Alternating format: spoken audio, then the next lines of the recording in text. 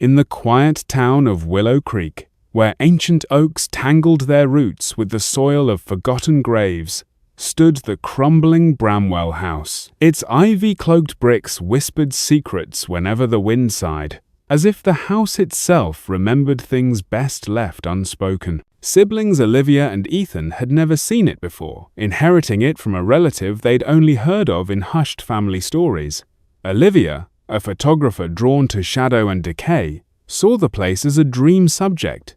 Ethan, a historian who trusted records more than rumors, dismissed the locals' warnings as provincial superstition. Together, they decided to restore the house, to breathe life back into their strange inheritance. The moment they crossed the threshold, a chill settled over them.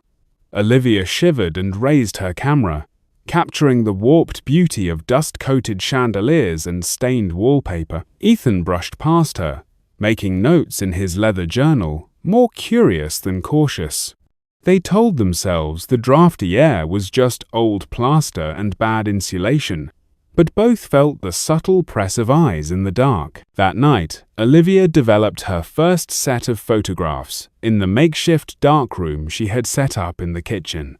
When the image of the library appeared in the chemicals, her breath caught. Behind the shelves stood a faint, translucent figure of a young girl, her eyes hollow with grief. She called Ethan, who squinted at the photograph under the red glow. "It's just exposure trickery," he muttered, but his voice lacked conviction. For the first time, his skepticism trembled. Their first night in Bramwell House was no easier. Whispers stirred inside the walls, faint at first, then swelling into cries that had no source. Creaks echoed down the hallway in deliberate rhythm. Like footsteps pacing, they huddled together, listening, until a soft tap-tap-tap drew them to the window. There, through the glass, the pale girl from Olivia's photograph stood, with lips moving soundlessly, eyes full of urgency. By dawn, neither sibling could deny it. Olivia clutched her camera, Ethan gripped his journal.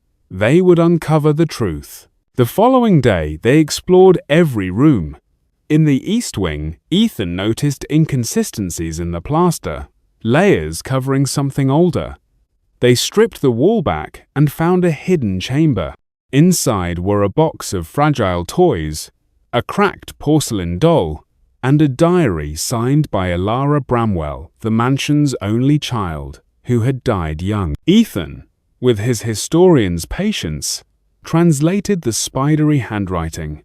Elara wrote of voices in the house, of shadows that grew bolder each night. In her final entry, she pleaded, "If anyone finds this, help me. Something in these halls wants more than me. It wants all of us." From then on, the haunting sharpened, doors slammed, shadows darted just beyond the edge of sight. Olivia's camera, left on a tripod overnight, captured streaks of movement like clawed hands reaching from the dark.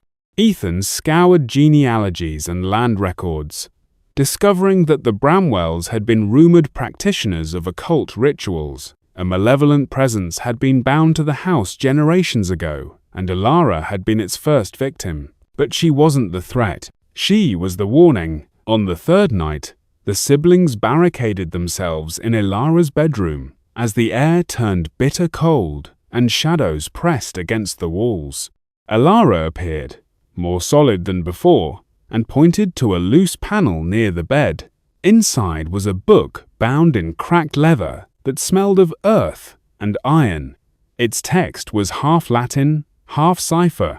Ethan, voice shaking but steady, read aloud, piecing together fragments from his knowledge of ancient languages. Olivia steadied him, her camera clicking almost automatically, capturing each moment like evidence against the void itself. The air vibrated as the words spilled out. Shadows writhed, shaping themselves into grotesque figures. Elara's form glowed faintly beside them, her small hand resting on Olivia's shoulder.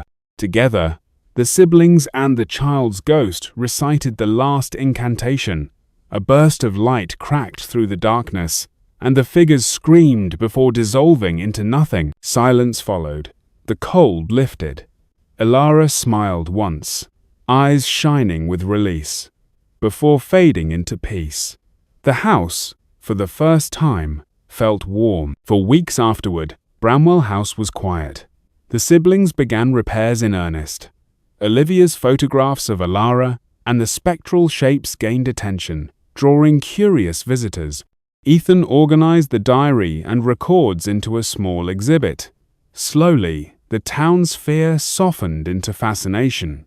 The siblings had not just restored a house, they had restored a story. But Willow Creek's peace did not last. One autumn evening, as crimson light bled through the oaks, a figure appeared at the edge of the property. Wrapped in tattered rags, she moved with purpose and knocked 3 times at the door. The sound echoed through every corridor. Olivia and Ethan answered together. The woman introduced herself as Mrs. Thornwood, a descendant of the Bramwells. Her gaze was sharp, her presence unsettling. She claimed there had been a pact binding the malevolent entity within the house, and by breaking it, the siblings had invited imbalance. "The house demands atonement," she whispered. "The spirits are stirring. If you cannot contain them, they will claim more than just this home." She led them to the book they had used before. Its pages, once inscribed, were now blank. Ethan ran his fingers along the spine and found a hidden slip of parchment. Scrawled in ink were words that chilled them both. "The only way to restore the balance is to invite the darkness in." The siblings realized Mrs. Thornwood was no ally, but a herald, part messenger, part manipulator, urging them toward a dangerous choice. Still, with whispers growing in every room, they had no choice but to follow. They gathered in the grand ballroom, where Elara's presence had been strongest. Mrs. Thornwood urged them to speak the summoning phrase, to allow the darkness to appear once more. "Face it, or it will bleed into the town," she warned. Ethan, torn between historian's logic and human terror, began the incantation. The air cracked, and a vortex of shadow split open. A monstrous form emerged, its eyes 2 pits of consuming night. The house trembled, plaster raining from the ceiling.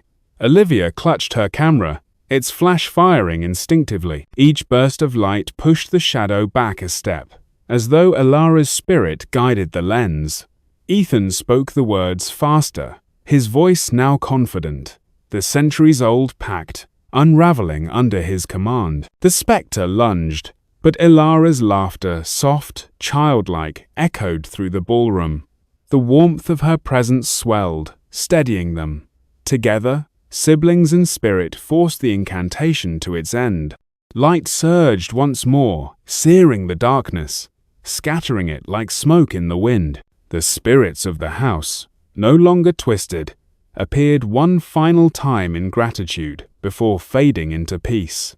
Mrs. Thornwood bowed her head. "The pact is restored," she said, her voice softer now. "But remember, the veil here is thin. You must remain vigilant." Then she too was gone. Bramwell House stood calm, its walls no longer groaning, its windows clear. Olivia and Ethan, hand in hand, understood. They were no longer just heirs. They were guardians. From then on, the siblings dedicated their lives to the house. Olivia's photographs became known far beyond Willow Creek, capturing not horror but memory, proof that even shadows carry stories. Ethan curated the museum the house became, teaching visitors not only history but caution. The town embraced them, the manor transforming from a place of dread to one of respect. And yet, on certain nights when the oak swayed and the wind carried whispers, Olivia swore she could hear a child's giggle in the library window.